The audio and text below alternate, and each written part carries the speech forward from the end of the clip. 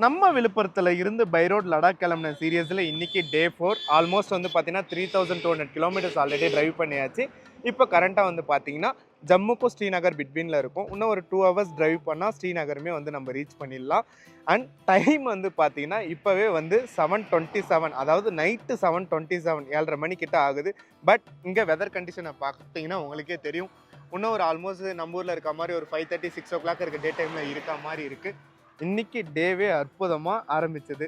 அதாவது காலையிலே டயர் வந்து பஞ்சர். நாங்கள் டயர் இன்ஃப்ளேட்டர் வச்சுருக்கிறதுனால காற்றடிச்சு ஒரு பஞ்சர் ஷாப்புக்கு வந்து பஞ்சர் போட்டாச்சு.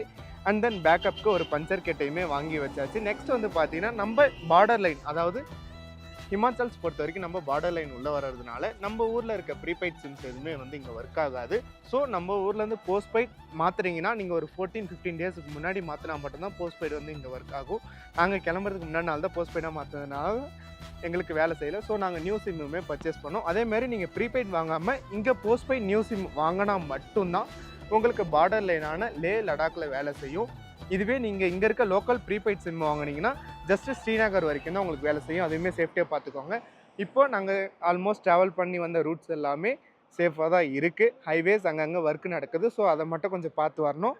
ஸோ ஸ்ரீநகர் ரீச் ஆகிட்டு நெக்ஸ்ட் வந்து கார்கில், லே லடாக் அப்படின்னு சொல்லிட்டு பிளான் இருக்குது. நான் அடுத்தடுத்த வீடியோஸ் போஸ்ட் பண்ணுறேன். மறக்காமல் ஃபாலோ பண்ணிக்கோங்க.